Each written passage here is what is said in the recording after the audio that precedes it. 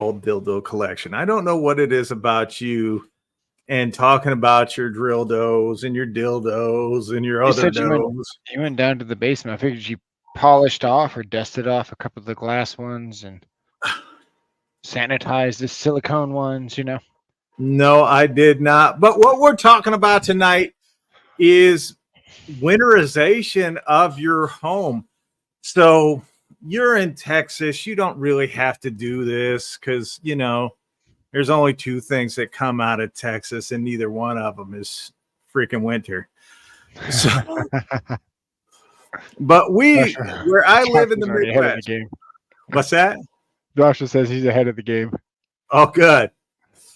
Well, here in the Midwest, we do have winter. It gets rather harsh sometimes. Although today's not too bad. It was only like 42 degrees. I was outside in just a t-shirt, so it's great.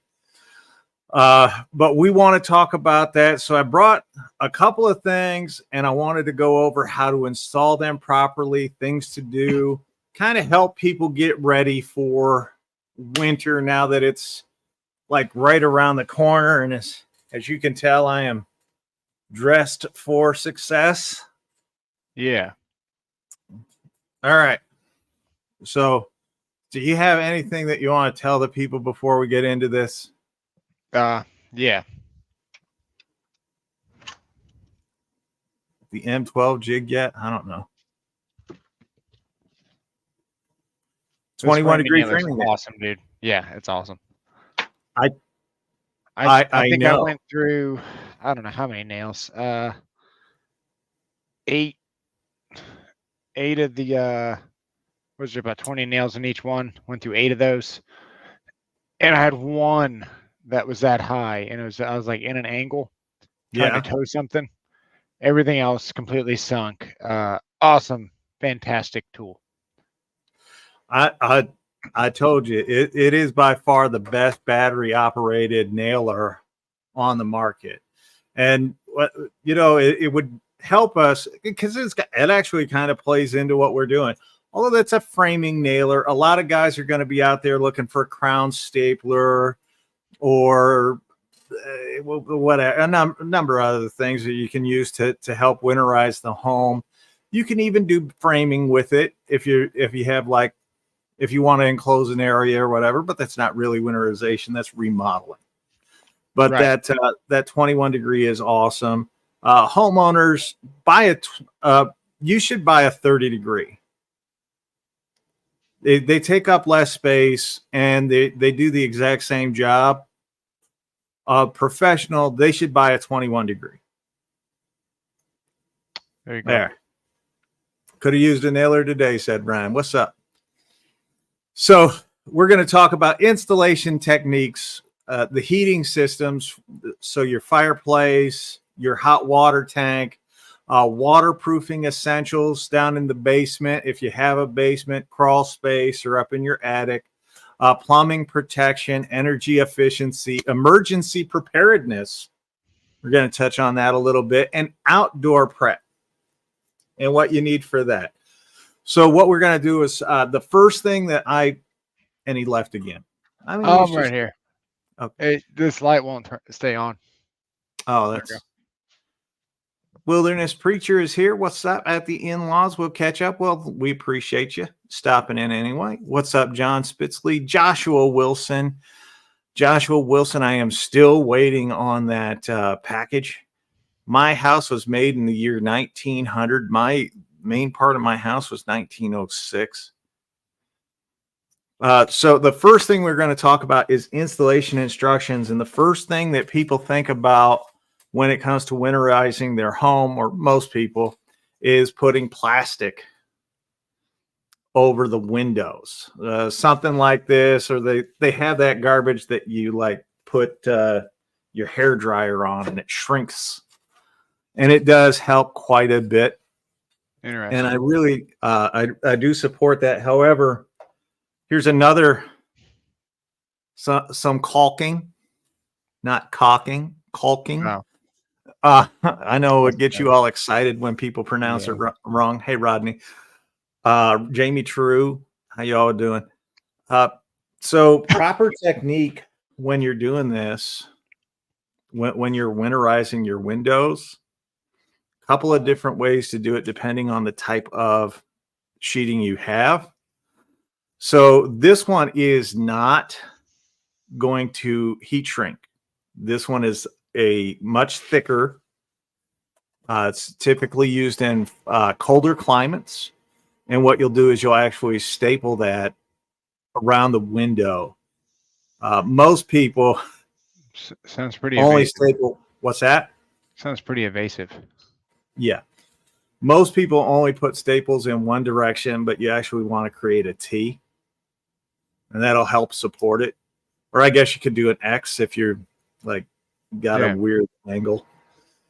But that is what you typically want to do. That's going to help keep the wind out of your home. It'll also trap some of the warm air between the window in that plastic, and it'll help improve the efficiency. Winterizing, what's that, man? Yeah, some of you guys don't have to do this. Whole house spray foamed. That's another great point. So if you are running, I just saw Cody Brown. He said, sorry, I hit the button here. No need. I got the whole house spray foamed and new double pane windows. Well, that's awesome, Cody. Now, for some of us, like I live in an older home, so in the winter, you can actually run your hand alongside of the windows.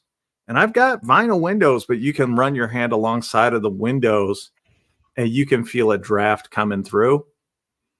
My door especially is very bad at that. And I actually took some weather stripping and put along the top of the door today to cut down on some of that draft that comes in.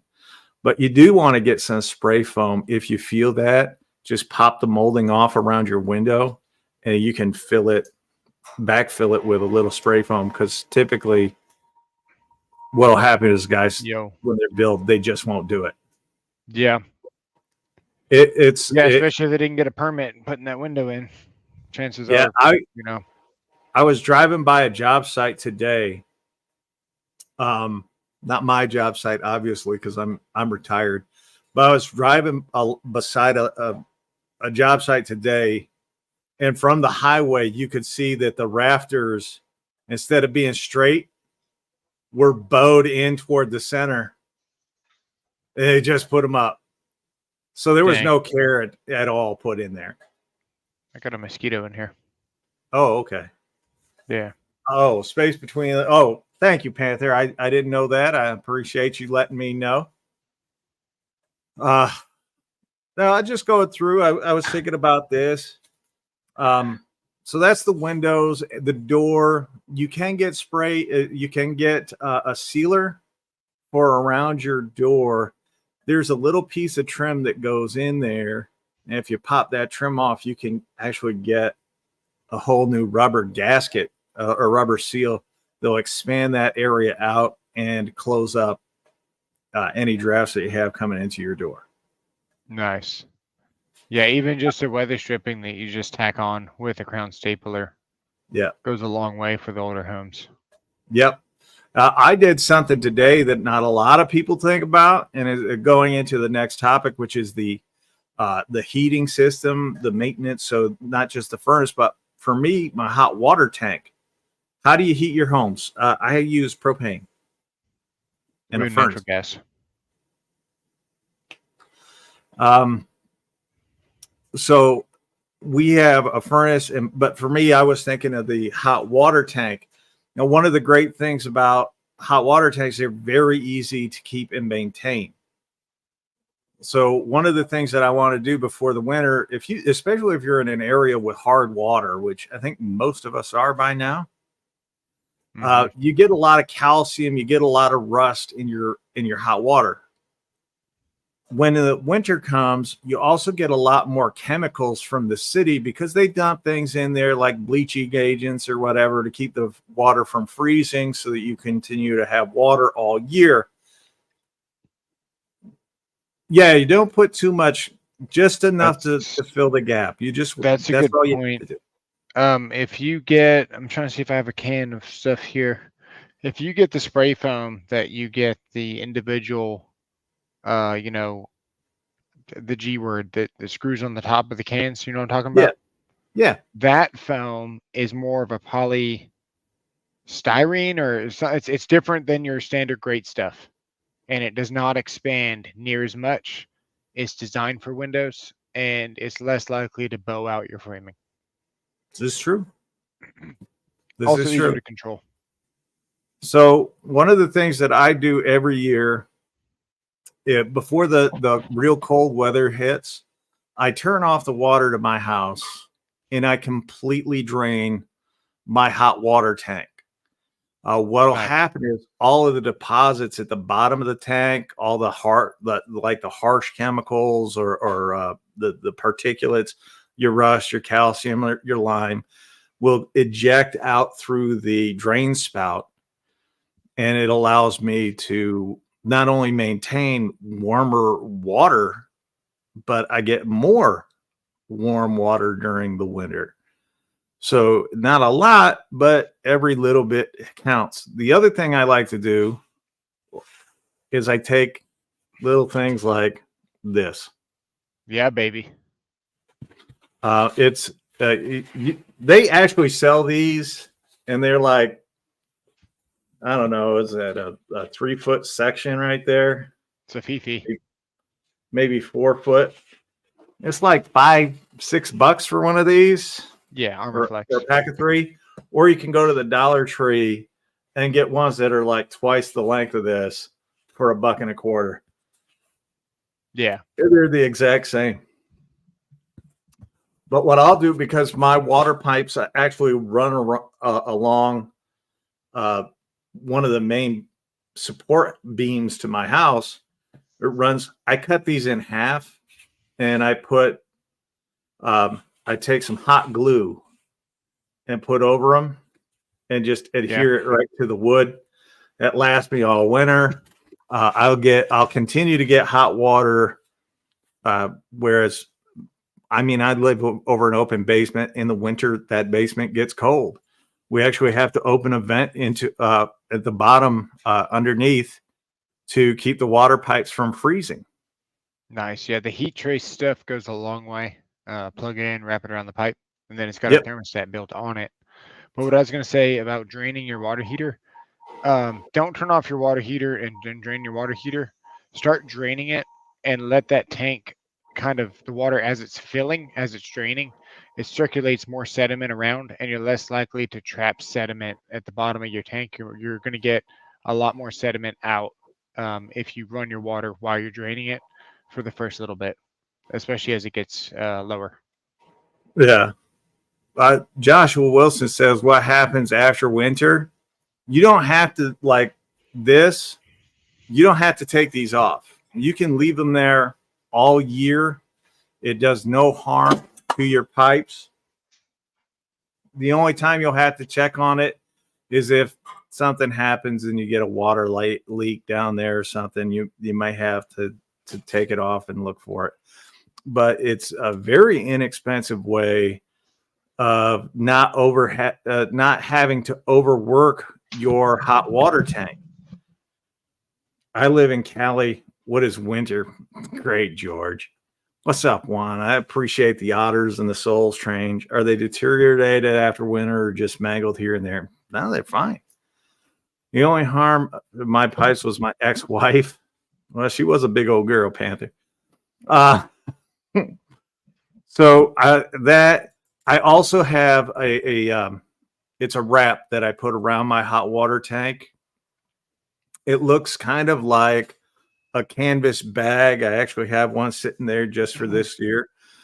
It looks like a canvas bag. You wrap it around and it'll insulate or add extra insulation to your hot water tank. Because like where I live, it's propane. Oh, right. So I don't want to keep having the propane truck come out, especially in the winter time where they're leaving huge ruts in my yard or whatever. I like them guys to come out as little as possible. Money's tight, getting tight for more and more people anyway. So I will wrap that hot water tank that adds an extra layer of insulation around the hot water tank. It also means that it's not going to be firing to heat up as much as it would if it were unprotected. Makes sense. Yeah. Yeah, and that's one of the things. Once you put that on, man, you're really just saving money the whole time it's on. It pays for itself in yeah, they're only couple like of years. $18, $20. They're not expensive at all. If it means that I get, if I do go through all of this and I have to see the propane guy less, I'd make up my money in no time. Nice. Just get a tankless, done deal. No thanks. I can't do a tankless. Man, I don't understand the tankless thing, dude. They take like 4 40-amp breakers, right? So you got a 160 amps of power just for the tankless. Now they're not all on at the same time, but you got to imagine they probably could be at some point, right? Like I don't know, man. By the time you get a tankless water heater, you got to change all your plumbing because it wasn't made for a tankless. So you're probably looking at what, $4,000 just to go tankless. I think it's going to be still need more. the circuits to run it. So you're probably looking at another $1,500 just to get Yes, Panther. water instantly hot. Man, I'd rather. And how long do they last? I don't know. Because that's one thing that's never going to get more efficient, right? Resistive heat is resistive heat. Uh-oh. Where'd you go? I'm getting stuff. Nice. Yeah, so Keep resistive heat is resistive heat. I mean, they've only come so far with the spark plug. They got pulses and different things like that, but heat is heat. You're pretty much putting voltage into a direct short, but the resistance is so high that the result is heat. And when it's trying to make its way back to the other side of the electricity, it's it's not tripping the breaker, it's seen as a load. And that's why we get shocked, because we're seen as a load, not a direct short, because we have resistance in our body. So we light up just like a light bulb would. Unfortunately, our heart is the organ that lights up. But I don't know, man. Electric is not efficient at all. It is the definition of a waste of energy, is heat. Heat is a waste of energy. If you got heat in a circuit, it's wasted energy. That's a good point. Yeah. So I've always tried to stay with gas. So in case you guys don't know, this is weather strip. This is a type of weather stripping, right? And this one actually has got an adhesive on the back made by 3M. And this is very ridiculously easy to put up. And that is pretty cool. Yeah, this is for your windows, by the way. One of the areas that people forget is that there is leakage between the windows. That little crack where you can open them, move them up and down. Well, there's leakage from there, and you can get little pieces of weather strip to go over the top of that. They've got foam, they have plastic. You can do whatever you want, but it is important to do that, especially if you have a draft in your house, or you can feel that loss of efficiency, because everything that you do to winterize your home ends up saving you money. And that's really what it's about. We want to save money. At least I do. Next year, electric prices will go much higher in Cali. Well, here in Missouri, we just changed to where they're going to be charging us for peak time usage. So it means our electric bills are going to double. Now I'm on a co-op. It's not run by the state, so I don't really have to worry about it. But other people in the area, they're going to get nailed. I know in New York, where I lived, in the winter, it was not uncommon to have an $800 or $900 a month gas bill and a $300 to $500 a month electric bill. And you kind of had to pick and choose, like, what form of heat am I going to use? Right. I can remember we lived in a trailer in Western New York, south of Buffalo. If you guys don't know, Buffalo gets more snow than I think anywhere in the U.S. Dang. Like, it's a ridiculous amount of snow. They'll get 120 to 200 inches of snow a year. It's ridiculous. Yeah. And it's kind of weird because they get that lake effect. Well, we lived in a trailer on top of a hill south of Buffalo. There were times where we could not get out of our home because the snow was piled up so high. The trailer that we lived in, you could see between the wall and the floor outside. Dang. So we know what cold is. Yeah, that is cold. Renegades asked a question. Looks like the chat told him, yeah, but pretty much your 200 amp panel is, for non-sequential. So you can have, I mean, what, you got 40 20 amp breakers, right? That's more than 200 amps. So everything's being used non-simultaneously. If you're going to use them all at the same time, even if you did, and you were cooking a turkey, you've got 40 amps for your turkey, you got 50 amps for your welder. That's still only 90, right? You've got 30 amps for your heater, and then you had one other load. What do you have? I have it on screen. Compressor's 20 amps. Unless it's a 220 and then it's like huge, maybe 30, 40. There you go. PG&E bending us over, dude. We had Niagara Mohawk down south, Rodney. Trailer is winter is a nightmare. Tell me about it, Sergey. What's up, Michael? What's going on? It's too hilly and too many roads with no shoulders. If you slide off the road, you're in a ditch. That's true. I've been there. Never slid off the road, though. No, anyway, one year we're in this trailer. Again, you can see between the wall and the floor. And we watch the snow come into the house, go up, and you could actually watch it go up the windows and stuff. Right? Well, the nice thing about snow is it's an insulator if you get enough. Right. So the problem was you damn near had to freeze to death to get there. What we ended up doing, because we were poor, is we all slept in the kitchen. We took blankets and we hung up in the kitchen, like to close the kitchen off from the rest of the house. And we had to survive by using the gas stove. Turning the top of the stove on, the range part of the stove on, and letting the burners create the heat for us so that we didn't freeze to death. Yeah. And that was 5 people in one kitchen in a trailer. So it's about 14 feet wide.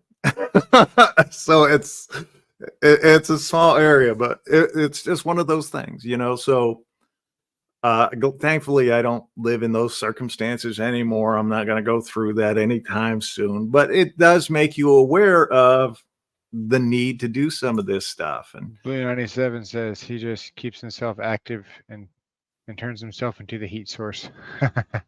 well, good luck. That's what shivering's for. Yeah, go to New York or go to Buffalo and see. Man, I need to get on the ball. Mm-hmm. I don't know. I can also tell you this used to work when we had an incandescent light bulb. But the dudes used to do this in the winter time. is they would take a lamp and they would put it down into the bay, the engine bay of their truck, with the lamp close to, but not touching, but close to the battery of the car. Oh So yeah. what would happen is the 100-watt bulb would actually keep the battery warm, so that when you went out and started your vehicle, it would start. Otherwise, you'd be sitting there. Oh yeah, dude. One of the worst burns I think I ever got was from a 100-watt light bulb. And inside of the socket, you know, you can take a screwdriver with the circuit off and you can pry that little tab down to make contact on that A19 or A15 standard base light bulb, Edison base, you know. But I didn't know you could do that. So I'm like 12 and I took the chain of the pull chain, wrapped it around the light bulb and got it into like a bind to hold the light bulb like sideways so it would Yeah. make contact better. And one day, man, I came in that room and I forgot that that sucker was around that light bulb, and I went to go pull that chain. And dude, that chain gets hot. Yeah, it does get hot. Now, emergency preparedness. Let's get into that. Yeah. Here, there are a couple of things that I will leave in my car. And one of those is a little breaker for my window. Yep. It looks like a little hammer with a sharp end on one end. It's all plastic. It's got a seatbelt cutter on there. And the reason I keep it in my vehicle is if I am involved in an accident where I cannot exit the door through normal means, I can take it, I can pop it, and get out through the window if I have to. If you guys have ever seen the pile-up videos, like in the winter, 30, 40, 50 car, if you're in one of those, don't stay in your vehicle. Right. Get the fuck out. All right. Because it's only going to get worse. Right. Right. Chances are you're not going to be at the tail end of it unless you're very lucky. But you want to get out of there as quickly and as safely as possible. Get as far away from the road as you can in a safe location.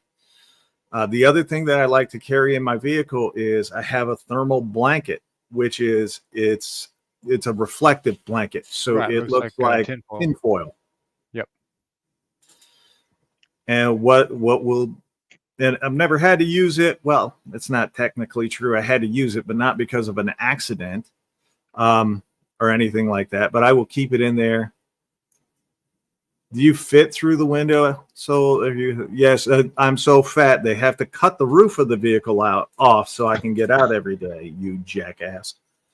Anyway, I keep one of those in my glove box because they're very tiny. Like when they fold up, they're very tiny. I do not keep any water in there, but I will keep like granola bars or whatever, just for safekeeping. Waterproof matches are a good thing to keep in your car in the north. I have a striker. There you go. But that's good stuff to have.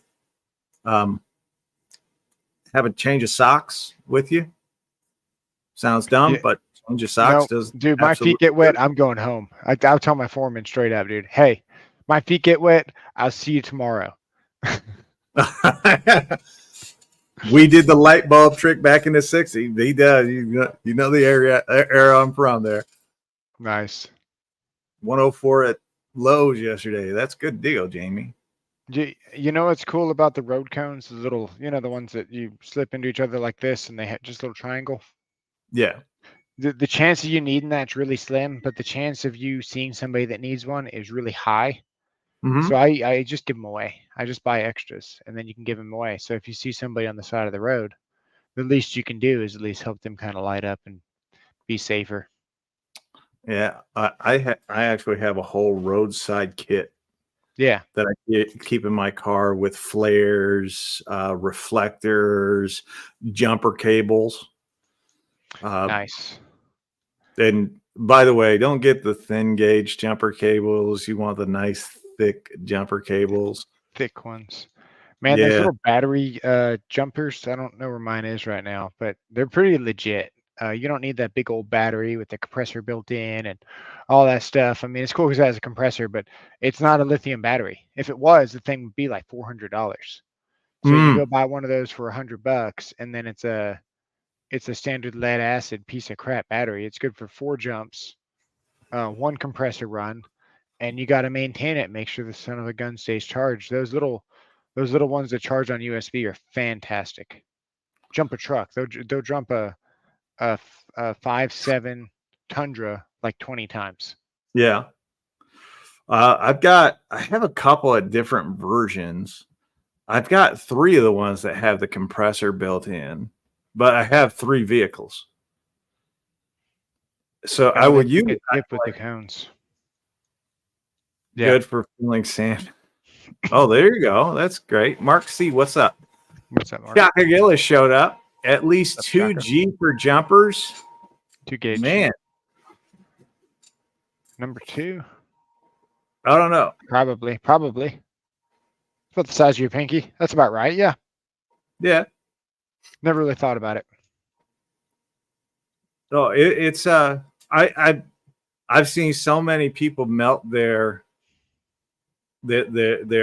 jumper cables because they're using jumper cables that are made for small vehicles on big trucks. And I'm just like, you just sit there and you watch and you're like, oh, it's a smoker. Yeah, they get warm.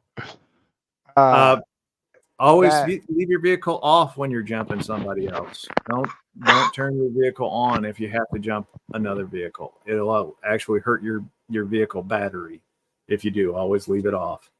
Oh, nice. The 12-volt M12 air compressor is fantastic. There you go.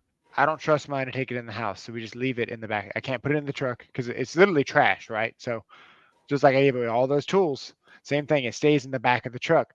So we'll be taking to corners and you hear and it gets rained on and the battery stays in it. And dude, we're probably beating that thing to hell 9 times to Sunday, okay? And it still works, and the screen still works, and the battery still works. Like, that's a fantastic tool. I've been beating the hell out of it 4 months now. I just have the rigid inflator. That's all I need. Although I also have, I don't know. I have several. Most vehicles now come with inflators that plug into your car lighter adapter. It's in your trunk area. Yep. I know all the Fords do. Yep. Portable batteries, folks, or use your 12. I do recommend buying some heated outdoor clothing, especially if you're in a very cold climate. Yeah. Milwaukee makes an excellent jacket, though not the best. DeWalt has their version. I think everybody has one. The reason I like the Milwaukee is it runs off the M12 battery. That's why I don't like it. I don't use M12 batteries very often. I don't really like 12-volt tools all that much, or use 12-volt tools all that much. Yobi. All right. If that's what works for you, that's what works for you. But I will use that. My rigid jacket actually will heat off of the Milwaukee M12 batteries.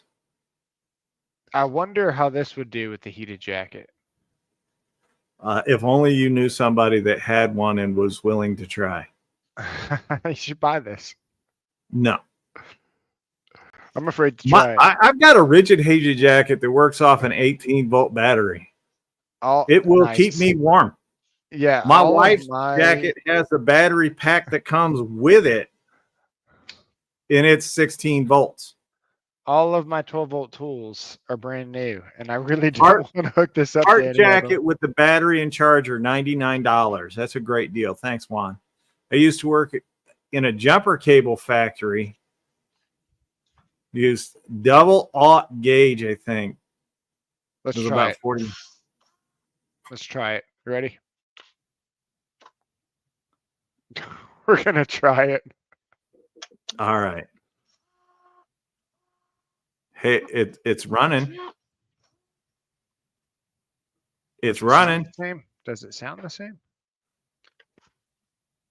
Jump started a Mini Cooper with a 10 gauge wire.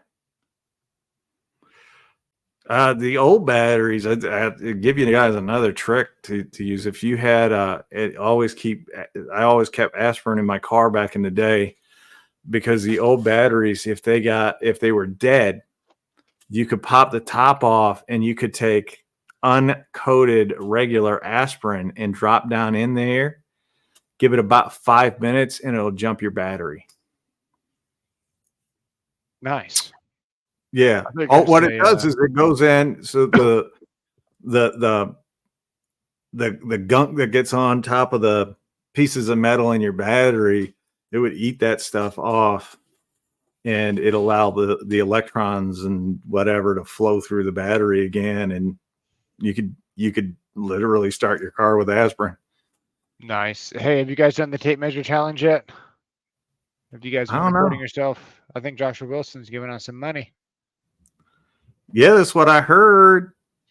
Maybe using that in floor for blowing shaka. Yeah, who has taken I some people on TikTok have already taken it. I Nice. had a gentleman tag me within like 20 minutes of the video going up. I got 17 feet of standout. I won. Was it on video? Was it not on the floor?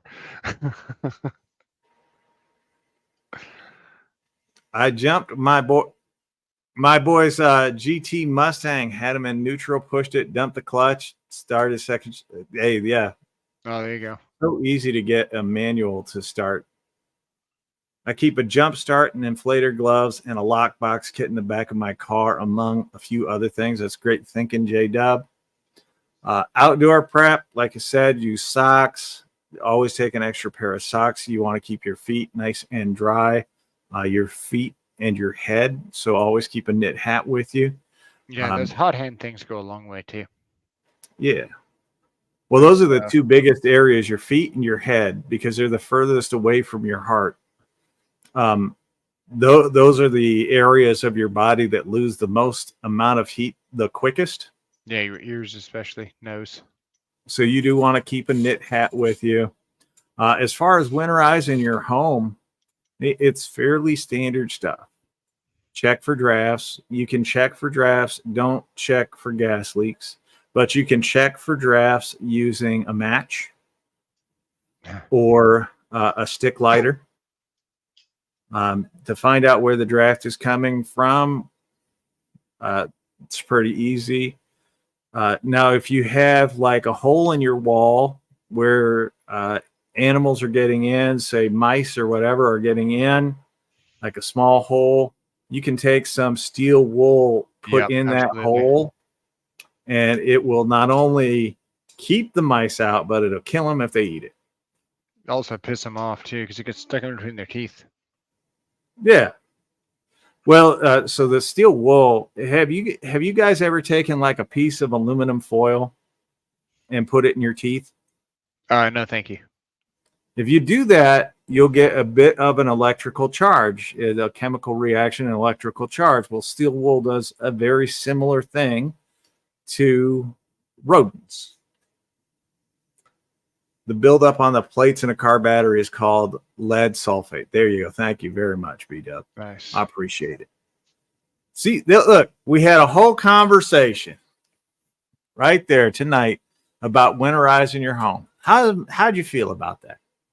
I think it went pretty good. We came in, we were prepared. No. We had props at the ready. Props. So that people could look at this. Look. Watch. Look. Are you gonna peel it off? What are you doing? It's a prop right there, folks. A weather strip right there. Look, we had plastic for the windows. So it even has a window on there. 4 mil. 4 mil. But we had a noodle. Look at Joshua.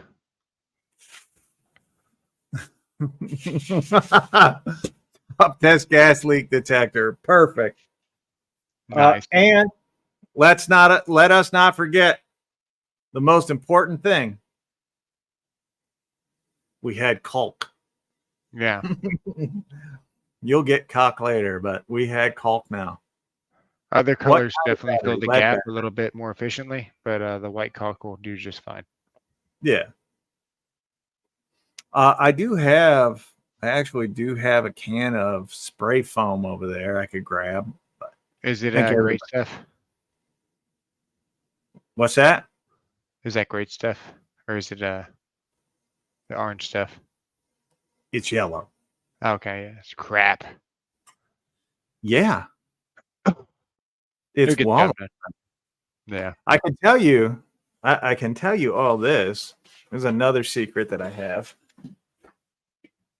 Entertain people for a minute. Man, it's from 2016. Has that really already 17 years? That's crazy to think. That's what brand battery was that?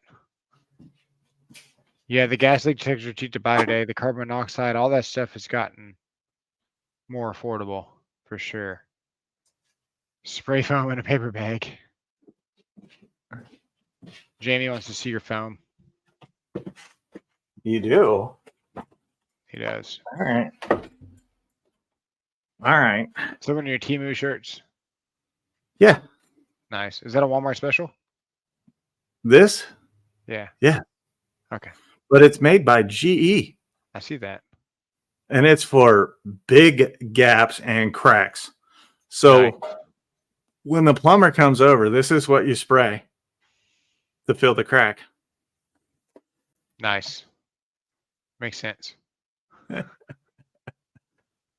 Now, here's my other secret. This is something that I do use.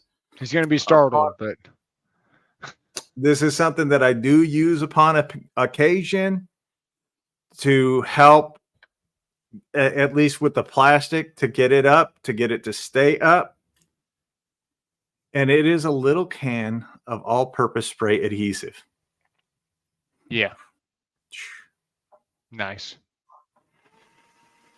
You can see it's used for a number of things.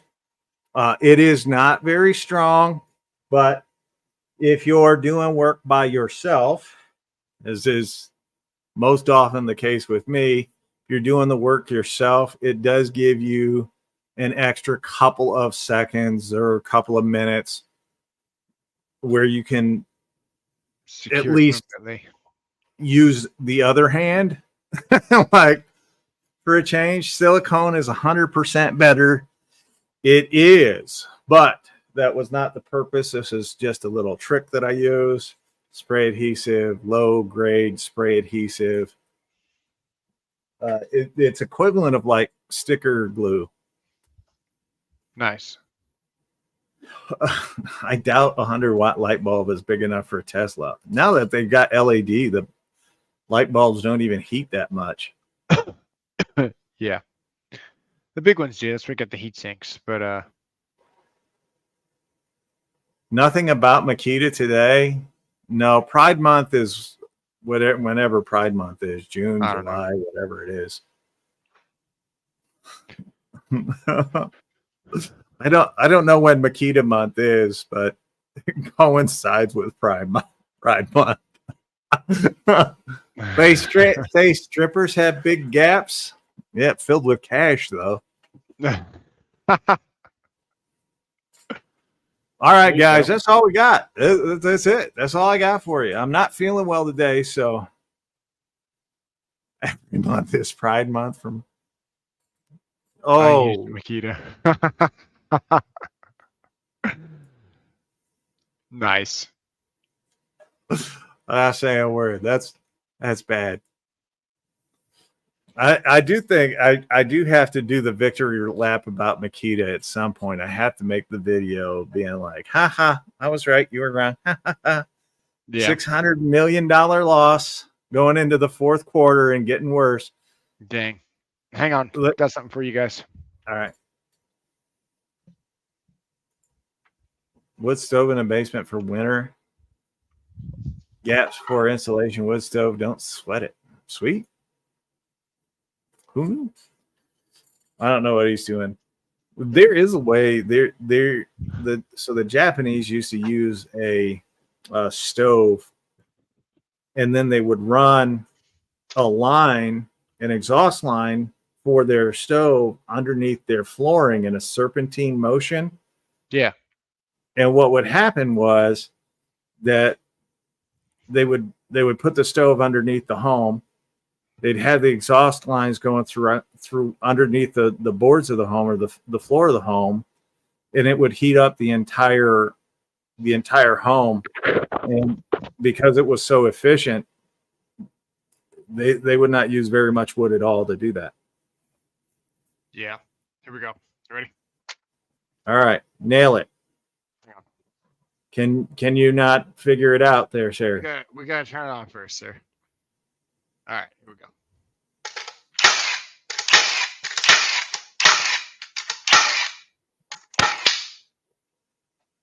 Okay, hang on. We went to a new magazine. That looks to be very impressive. Okay. They're all sunk, right? Let's do sequential bump. Here we go. Thank you, Jeremy.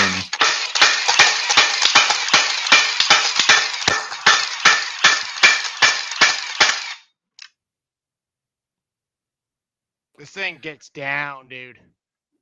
So basically what you're telling me is I was right.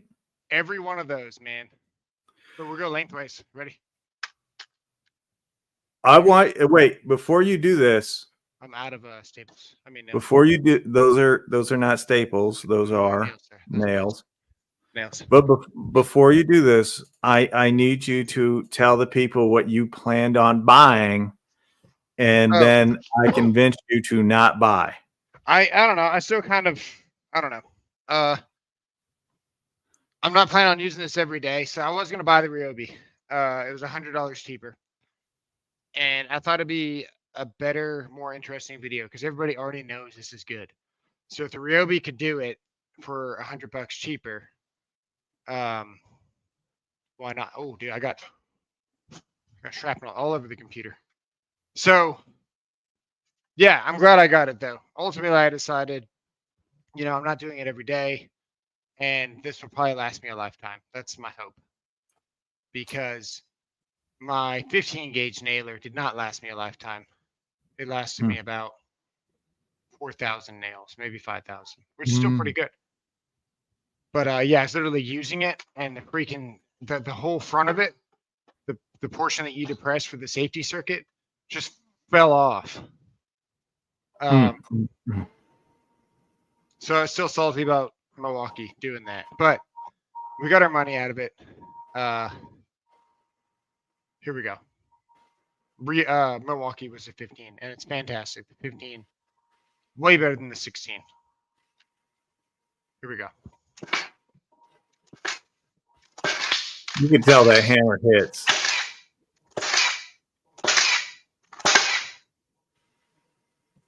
I'm just glad you haven't put any of these in your hand yet. I'm gonna aim for the nail itself. Let's see.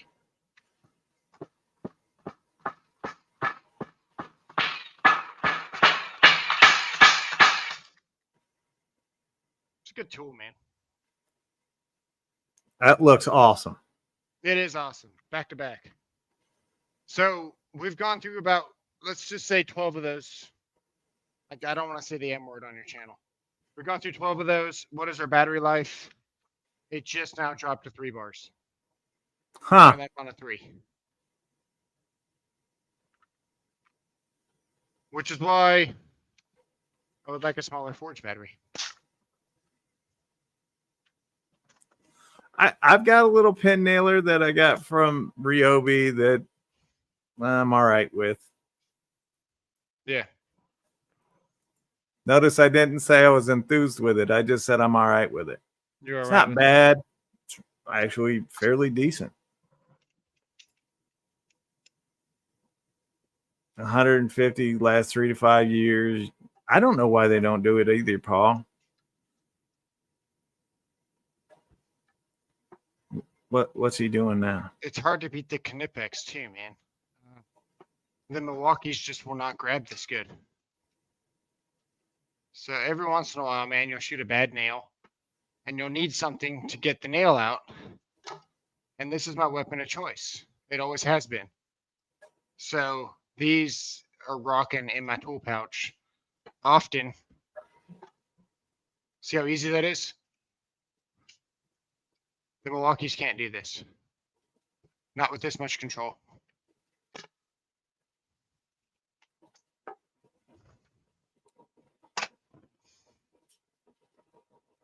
Man just can't say good things about Milwaukee. He's like, I'll say something good about Milwaukee, and then I gotta say something bad. Here, I'll get them right now. What? They're not the same size as what you were just using, pendejo. Well, maybe. Kind of. They still slip, though. They're just not as good as a grab. I'm not going to buy the bigger ones to see if I'm wrong. We'll just Michael, say you need to that get a I better should have the same tire size. jack for your truck. I saw somewhere,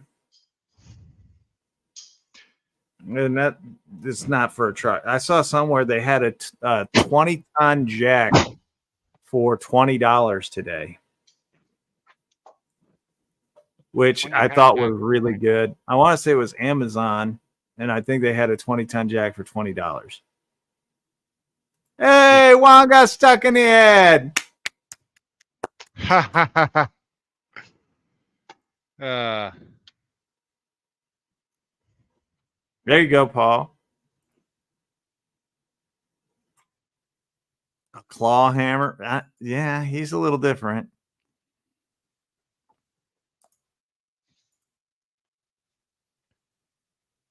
Definitely not a Knipex. These are ring shank. Tower jack, that might be. These are ring shank. There's no point in even trying a claw hammer.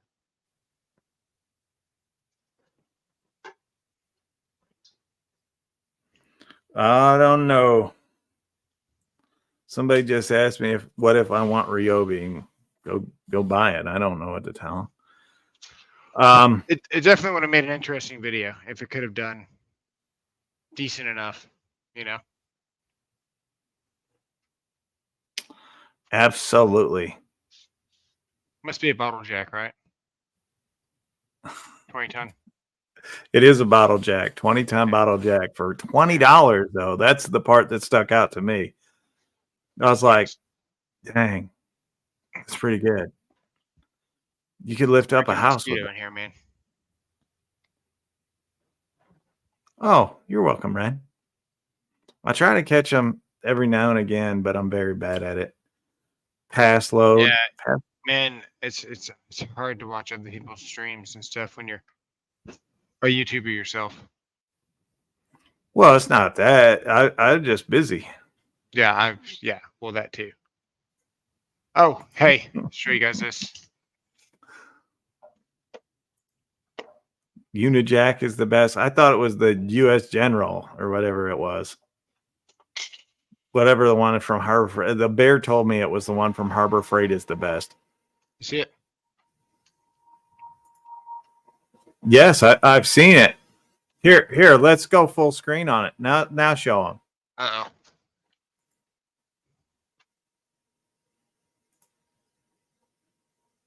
It's pretty nice, dude. Is there anything that you'd like to tell them about it? No, we're not going to tell anybody that we dropped it off of the truck during transport. Nobody needs to know. And I fixed it. That you drug it? Oh, right. We're right. So we drug it like a boat anchor behind the truck too. That happened. All right. So you may as well come back on screen. But so we got it. It's a $1,500 tool chest. We got it for $1,000. And we bought it with the top mangled up here. I've got a picture of it. After one day with Coochie, it's worth $500. No, actually, I'll show you. I'll show you what we did to fix it. So this is the picture before, right? Decent box. Yeah. It's a Husky, but it's got the slow closed drawers. This was at the store. See the dent in it and the crease? Yeah. So he took 500 off the top, and the hinges were like, you can't see it in the picture. Maybe you can. The hinges, I was going to have to take the top of it off anyway. And when it hit the street, the top fell off. So, saved me a little bit of time there. Now it did scuff a little bit, but the front of these here, I'll show you. It's 16 gauge steel, right? Or is it 18, 19? What? 18, I think. It's very 18? thick, dude. This thing's like 600 pounds. You can see the scuff right there, right? No. I can't. So this piece here, this took the brunt of the damage and protected the whole face of the box. Sorry, it's hard to bring my laptop around without getting disconnected from the internet. One of these here.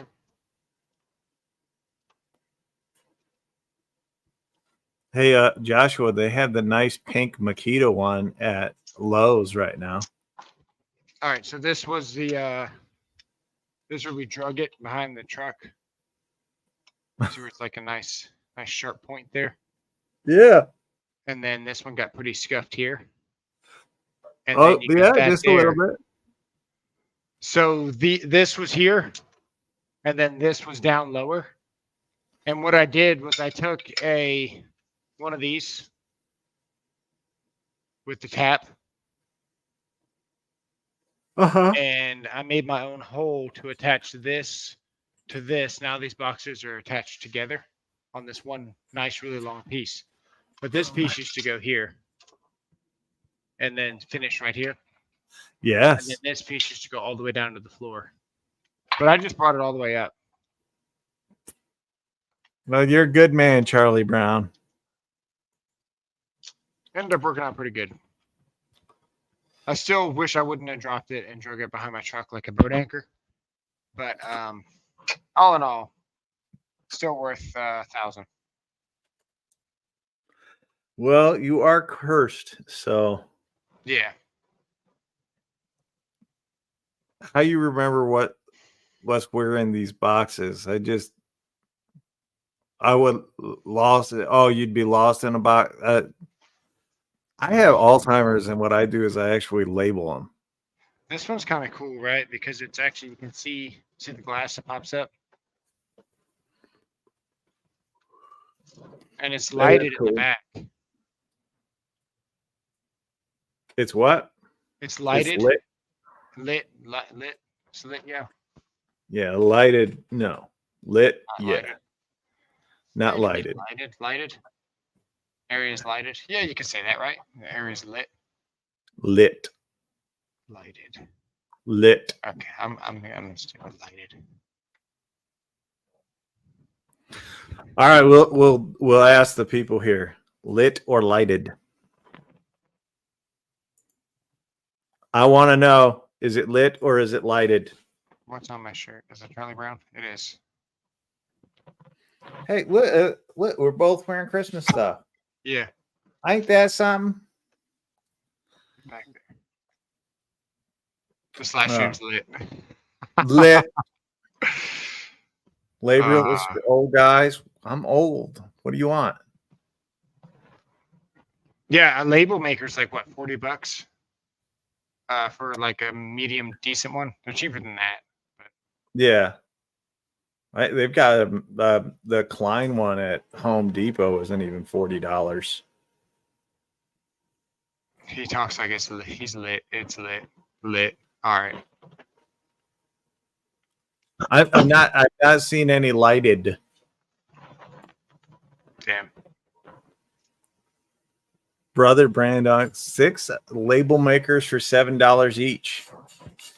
That's pretty good. Joshua Wilson, Coochie needs one. Yeah, actually I do. What about using great stuff for openings? Lit like a candle. Great stuff is okay for openings, but it expands. So if you got something that you don't want to be deformed around that area. You don't want to put too much great stuff. What you could do is you can take some butcher paper. Butcher paper, yeah. And you can tape it around the area that you're trying to enclose. Make sure that it is firm in there, but it won't expand past the butcher paper. Oh, that's a good point. Yeah, because it'll just push the paper. Someone told me if you simply just jump the meter and buy electric heaters, you don't have to worry about winter. That's true. All you got to do is just jump the meter. Just get you 2 good wrenches, get your grinder, make them a little bit skinny, plug those suckers in. Done deal. What? Are you telling people how to rob? No. Oh, the great stuff, foam is flammable. Most foam is flammable. Do you all have tools that always stay in the car or are always packing based on what job you're doing? When I was in the field, I did. Mm-hmm. Yep. And the only things that I would end up bringing in the house were batteries. And I just got in the habit of like the dead battery would go in the house and a new charged battery would go out. Like, cha-ching. Yeah. Need a jump with the propane tanks. You can fart in it. I get one of those big old job boxes that Rigid makes, the orange one. Yeah. And then go buy the 4-wheel dollies from Harbor Freight to move it around. And then once I find where I want to put that box, you can just take the dolly wheels off and throw them in the box. And it stops people from moving your job box around in the job site. And then I tried to keep a lot of stuff on the job site. Now, if it came to holidays, anytime it was going to be Thanksgiving, Christmas, New Year's, anything like that, you didn't want to leave anything on the job site because that's when the job sites get broken into. But for the most part, for a regular day, I tried to keep all my tools on the job. But there was always one rolling box, a Rigid, whatever it was. This is before the pack outs were really a thing.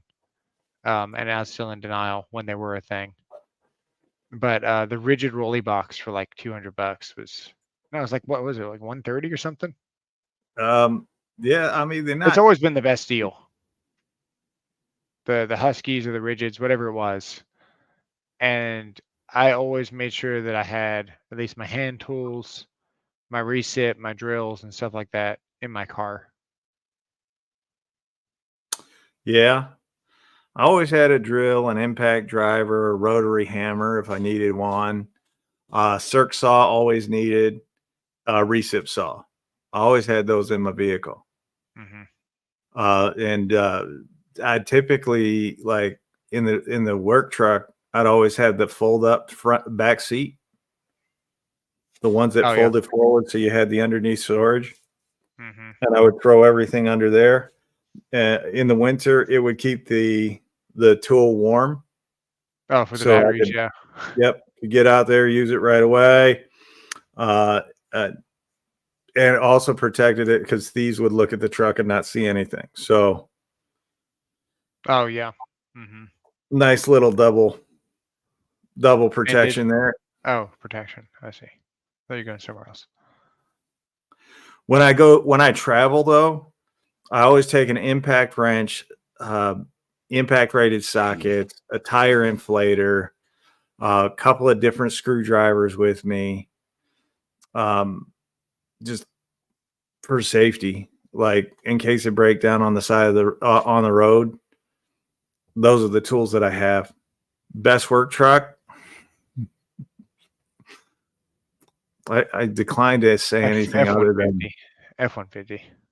I decline to say anything other than the Ford F-350 Super Diesel. Oh, okay. There you go. I see.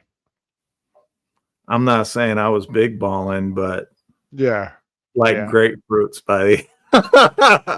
Man, I What got a great. Ford F-150 with the Triton, with the Uh-huh. what is it, the 5.4, whatever piece of dog crap that engine is, because they have 2-part spark plugs, and when you go to loosen them, they snap in half, and you gotta get that Leslie